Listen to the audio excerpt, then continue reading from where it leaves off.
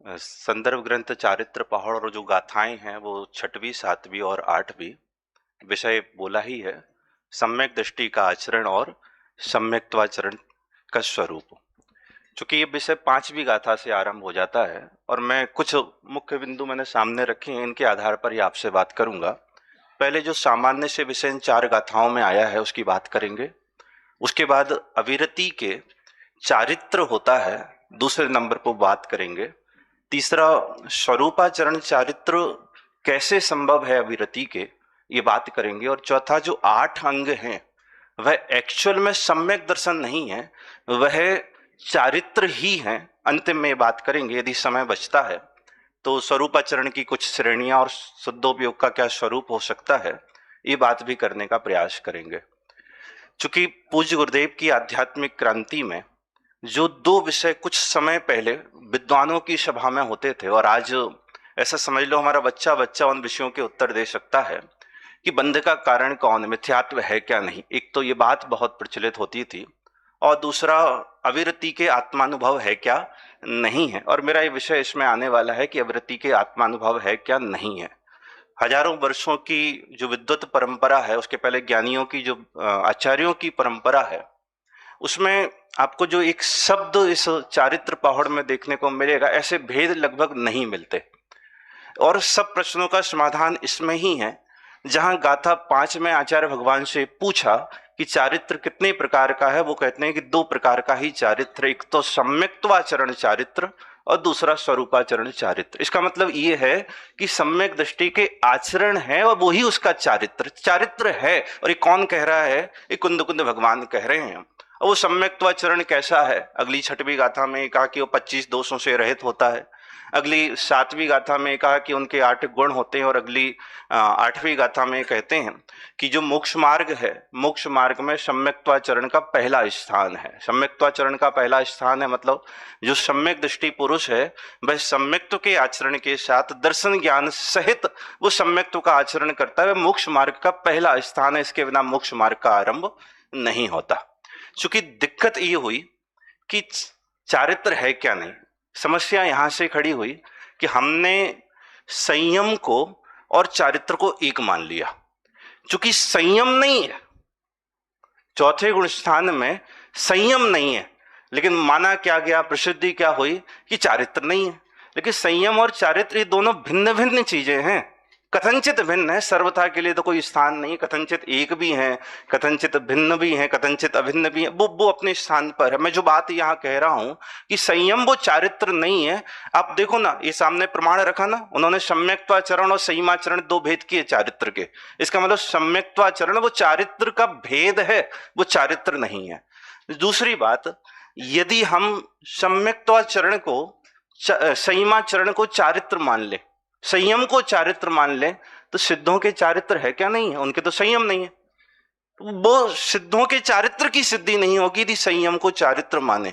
Actual में संयम को और चारित्र को जब दोनों को भिन्न भिन्न रखकर समझने का यत्न करेंगे तो ये बात ख्याल में आती है कि सम्यक दृष्टि के चारित्र होता है। और पूज्य गुरुदेव के आप कोई भी व्याख्यान उठा लो, उसमें लगभग चाहे छैडाला के स्वरूपाचरण चारित्र के व्याख्यान हो, चूंकि अष्टपहड़ के व्याख्यान में गुरुदेव की एक खासियत है कि जो विषय चलता है उस पर ज्यादा वजन रहता है। यहाँ चूंकि आचार्य भगवान ने 25 दोषों की 8 गुणों की चर्चा की, तो गुरुदेव का वजन भी उस पर है। आप देखना वात्सल्य का क्या स्वरूप गुरुदेव कहते हैं, सब जगह वो बात जो पंडित जयचंद जी छाबड़ा ने भावार्थ में लिखी है तो सम्यक से च्युत हो जाएगा। प्रभावना नहीं करेगा तो सम्यक छूट जाएगा, वात्सल्य नहीं होगा तो सम्यक तो छूट जाएगा। इन विषयों पर वजन है। लेकिन वो चारित्र की सिद्धि के लिए वो 2-5 तर्क जो गुरुदेव के सभी व्याख्यानों में मिलते हैं कि पहली बात, आज भी जो बात आई थी कि जहां सम्यक दर्शन प्रकट होता है वहां अकेला सम्यक दर्शन नहीं है, सर्वगुणांशते संकित।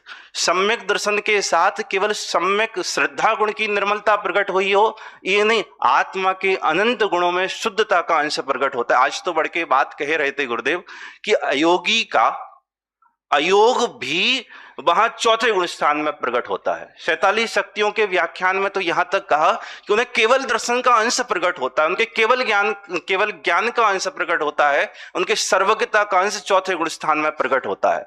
तो जब अयोगी का अयोग का अंश प्रकट हो सकता है तो चारित्र हो सकता है, ये कोई बहुत बड़ी बात नहीं है। दूसरी बात, हम ये मानते बिल्कुल करणानियोग का सिद्धांत है, दर्शन मोहिनी के साथ अनंतानुबंधी का अभाव होता है, और अनंतानुबंधी वह चारित्र मोहिनी की प्रकृति है, और चारित्र मोहिनी वो चारित्र का घातक है। जब चौथे गुण स्थान में अनंतानुबंधी का अभाव हुआ तो निश्चित तौर पर नियम से वहां चारित्र प्रकट हुआ ही है। तीसरा प्रसिद्ध है, दर्शन ज्ञान चारित्राणी मोक्ष मार्ग। क्या ये चतुर्थ गुण स्थानवर्ती मोक्ष मार्गी नहीं है? यदि मोक्ष मार्गी है और तीनों की एकता मोक्ष मार्ग है तो चारित्र नियम से वहां पर होगा। एक बात और गुरुदेव कहते हैं कि यदि चारित्र नहीं है तो फिर हुआ क्या है? सम्यक दर्शन के होने पर मान लिया है ना, अकेला जानी तो लिया है। अरे आत्मानुभूति के काल में सम्यक दर्शन प्रकट होता है। रैण सार में आचार्य भगवान ने ये बात लिखी है कि आत्मोपलब्धि नियम से सम्यक दृष्टि के होती है, सम्यक दर्शन में नियम से आत्मोपलब्धि होती है। तो चारित्र तो नियम से है, चलिए ये तो मान लिया कि है, चारित्र है, लेकिन स्वरूपाचरण तो नहीं है ना। दिक्कत तो ये है कि यदि हम ये मान लेंगे ना तो समाज की दिक्कत तो है, तो फिर गुरुदेव को आत्मानुभवी मानना होगा। तो अविरति तो मानते ही हैं, अब आत्मानुभवी मान कैसे ले? इसके लिए आदरणीय मनीष जी भाई साहब के व्याख्यानों में एक बड़ा सुंदर चिंतन आया है। हजारों वर्षों की परंपरा में हमें ऐसे कोई बड़े प्रमाण नहीं मिलते जिसमें स्वरूपाचरण शब्द का प्रयोग मिलता हो। विद्वत परंपरा में बहुत प्रयोग है, पांडे राजमल जी ने किया है, उसके बाद गोपाल दास जी वरैया ने किया है, दौलत राम जी ने किया है। ये प्रयोग विद्वत परंपरा में तो हैं लेकिन आचार्य परंपरा में नहीं है। और गुरुदेव के व्याख्यान में एक प्रमाण मिलता है कि धवला में स्वरूपाचरण चारित्र ऐसा आता है। अब धवला में स्वरूपाचरण चारित्र जो आता है वो ऐसा है, पृष्ठ 165 पर आचार्य वीरसेन स्वामी ने ये लिखा है कि अनंतानुबंधी वह सम्यक दर्शन की और वह अनंतानुबंधी चारित्र की घातक है। ये लिखा है चारित्र की घातक है, स्वरूपाचरण की घातक नहीं है मूल में। और उसके बाद जो अनुवादक हुए पंडित फूलचंद जी सिद्धांत शास्त्री, उन्होंने चारित्र का अर्थ किया है स्वरूपाचरण चारित्र। और गुरुदेव अनुवाद को मुख्य रूप से पढ़ते थे तो वहां पर वो स्वरूपाचरण चारित्र ऐसा धवला में आया। हम थोड़ा सा और गहराई से विचार करें कि फूलचंद जी शास्त्री के परवर्ती विद्वानों में जिनके नाम मैंने अभी लिए, पांडे राजमल जी, गोपाल दास जी वरैया और तीसरे दौलत राम जी। पांडे राजमल जी का पंचाध्यायी, उसकी शैली, उसकी विषय वस्तु, उसका अध्यात्म, उसमें अध्यात्म की पराकाष्ठाएं। हाँ, हम तो जो प्रचलित नए चक्र के ही उदाहरण देख लो ना आप, तो पंचाध्यायी का नए वो ये कहता है कि यदि परम इसके निश्चय नहीं के भेद करोगे तो फिर आप मिथ्या दृष्टि हो। मतलब इस उच्च कोटि का जो अध्यात्म है वो साहित्य में केवल आचार्य अमृत चंद्र देव के पास ही मिलता है। तो निश्चित तौर पर हो सकता है कि वो पंचाध्यायी आचार्य अमृत चंद्र देव की रचना है, और पंचाध्यायी में यदि स्वरूपाचरण चारित्र मिलता है तो फिर वो वहां से आया है आचार्य अमृत चंद्र से, जिसे परवर्ती आचार्य, उनके बाद के आचार्यों ने, ज्ञानी विद्वानों ने उसको प्रसिद्ध किया है। दूसरी बात, और थोड़ा और उस पर हम विचार करें, मैं चूंकि सिर्फ प्रस्तुत कर रहा हूं, कुछ बिंदु मिलाकर वो आदरणीय भाई साहब के व्याख्यान से सुनकर, उसमें कुछ एक दो बातें और अपनी ओर से मिलाकर, उसमें ये कहा चारित्र के भेद नहीं है स्वरूपाचरण चारित्र, चारित्र का लक्षण लिखा है स्वरूपे चरणम चारित्रम, स्वरूप के आचरण रूप ये चारित्र होता है। और लक्षण प्रसिद्ध होता है, व्यावर्तक होता है, लक्षण वो होना चाहिए जो सर्वव्यापक हो। यदि लक्षण बनाया है तो जहां जहां चारित्र है, चाहे वो चौथे गुण स्थान में हो, चाहे वो पंचम गुण स्थान में हो, चाहे वो सातवें में हो या श्रेणी में कहीं भी हो, तो वहां पर स्वरूपे चरणम चारित्रम ये तो होना ही चाहिए। हमने पंचम गुण स्थानवर्ती के एक्स्ट्रा क्वालिफिकेशन बना के रखी है, देश चारित्री है, उसके ऊपर वो सकल चारित्री हैं। अब इसके कौन सा चारित्र होगा? अविरति के। तो इसके चारित्र के लिए इनके स्वरूपाचरण चारित्र होता है, आत्मोपलब्धि रूप ये स्वरूपाचरण चारित्र उनके होता है। इस तरह स्वरूपाचरण चारित्र अविरति के होता है, इसमें कोई शंका, कोई संशय करना ही नहीं। यदि आत्मा का अनुभव नहीं हुआ तो सम्यक दर्शन के होने पर वास्तव में हुआ क्या है? माना ही तो है, जाना ही तो है। अनुभव के बिना एक प्रतीति कैसे बनती है? अनुभव के बिना क्या प्रतीति बन सकती है? भाई हमें गुड़ का एक बार स्वाद आया हो तभी तो उसकी प्रतीति बनेगी। आत्मानुभव ना हो तो सम्यक दृष्टि के आत्मा की प्रतीति कैसे बनेगी? आत्मा की प्रतीति, आत्मा का निर्णय वो उस अनुभव के आधार पर भविष्य में टिकता है। यदि अनुभव ही नहीं है तो प्रतीति कैसे? तो निश्चित तौर पर चारित्र है, चारित्र में आत्मानुभव रूप चारित्र, उनके नियम से स्वरूपाचरण चारित्र होता और होता ही है। अगली बात ये है कि ये जो यहाँ आचार्य भगवान ने जो सम्यक्त्वाचरण चारित्र के जो भेद कुछ किए हैं, हम अभी ब्राग जी भाई साहब से भी सुना, कल पुनीत जी भी एक बात कर रहे थे कि हम इसको समझ लो, हम इनकी बात करें, जैसे अणुव्रत और महाव्रत को कलंक कहा, तो फिर इसको भी 25 दोषों से रहित होना, 8 गुणों से सहित होना, ये भी कलंक होगा व्यवहार होने से।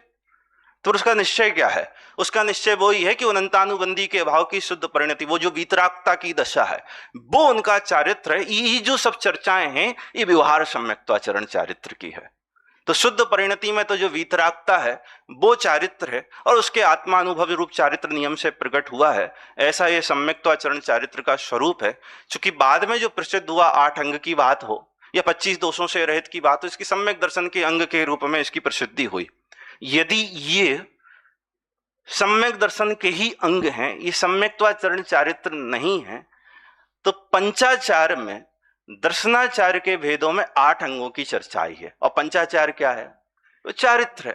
तो निश्चित तौर पर सम्यक्त्वाचरण ये चारित्र है, और ज्ञानी के अविरति के ऐसा चारित्र उनकी दशा में नियम से प्रकट होता ही है। चारित्र के बिना सम्यक तो नहीं, और तीनों की एकता के बिना मोक्ष मार्ग नहीं। इस तरह चारित्र पहाड़ में आचार्य भगवान ने ये बात की है। एक और इंपॉर्टेंट बात यह है कि द्रवलिंग और भावलिंग का स्वरूप क्या है। हम उदाहरण खड़ा करते हैं भरत चक्रवर्ती का। यदि हम बाहर की क्रिया को ही द्रवलिंग माने, नग्नपना को, या जो भी क्रियाएं हैं, यदि उसको ही हम द्रवलिंग माने, तो आपको ये मानना पड़ेगा कि भरत चक्रवर्ती के द्रवलिंग नहीं था। एक्चुअल में उस भूमिका योग जो राग है, मान लो वो 3 कसाय चौकड़ी के भाव पूर्वक की वीतरागता और 1 कसाय चौकड़ी का जो उदय है ना, वो जो राग है, वो उनका द्रवलिंग है, और वो वीतरागता वो उनका भावलिंग है। अन्यथा ऐसे बहुत सारे प्रकरण खड़े होंगे कि बाह्य क्रिया तो नहीं दिखी, लेकिन उनके द्रवलिंग तो मानना पड़ेगा ना, भावलिंग के साथ द्रवलिंग तो होगा ही नियम से। तो वो ऐसा समन्वय है भावलिंग और द्रवलिंग का। वो राग वो द्रवलिंग है, तदनुकूल क्रिया को उपचार में भी उपचार जानना, वो सद्भूत व्यवहार का ही विषय मानना, और उसमें भी और दूर का। इस तरह ये समझने का यत्न करना कि जो बात यहाँ आचार्य भगवान कह रहे हैं, ज्ञानी के चारित्र होता है, वह सम्यक्त्वाचरण चारित्र की सिद्धि नियम से इस गुणस्थान के इस भूमिका में होती है। ऐसे चारित्र की प्राप्ति कर मोक्ष मार्ग का यत्न करें। आगे के विषय में तो ये कहा ही है कि जिसके ऐसा चारित्र नहीं, वो संयमाचरण का पात्र नहीं, वो मोक्ष मार्ग का पात्र नहीं। तो सम्यक्त पूर्वक चारित्र हो और फिर संयमाचरण चारित्र हो। इस भावना से मैं अपनी बात को यहीं पर विराम लेता हूं।